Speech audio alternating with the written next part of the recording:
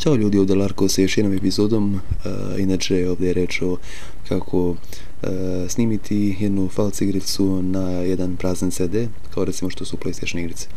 Prvo otvorite vaš Explorer, onda napišete romhustler.net. Ovdje sam pogrešio, napisao sam .com prvo, ali ta se greška ispravila veoma brzo. Onda uđite tu i tražite vašu omiljenu konzolu koju želite video igrice. Doduše ima još stranica, ali ja na ovu stranicu skidam igre.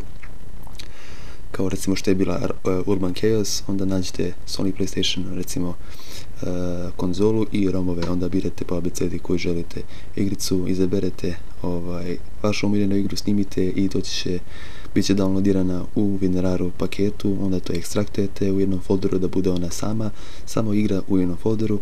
Kada ste to uradili, otvorit ćete Image Burn, znači img burn. Kada se otvori img burn, onda gledajte da idete na ikonu desno, write files on the disk, pošto su fajlovi na kompjuteru, idete treće dugme odozgo, stisnete, to je browse folder, i tražite vaš folder u kojem je igrica sa fajlovima ccd i img. Kad ste to uradili, selektirate jedno od tih fajlova i ona će biti prikazani na ovom bijelom polju, kao što sada vidite tu.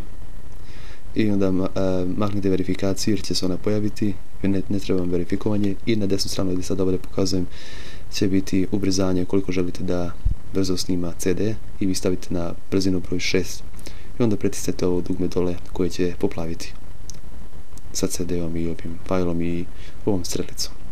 I onda može instalacija početi i čekate da se završi. Kada se završi, pokušate i probajte da li radi. Ako radi, onda napišite mi neki koment da li ste uspjeli. Ako niste uspjeli, onda vam mogu pomoći. I tu sam 24 sata 24 sata. Ako želite da vam pomognem, onda nazovite na plus 38163 287 985 619 985 621. Naravno, ako imate one iskre telefone sa onim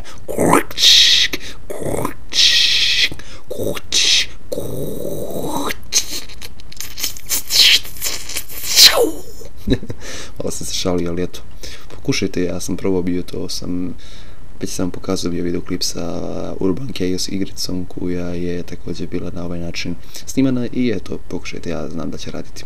Prijetno!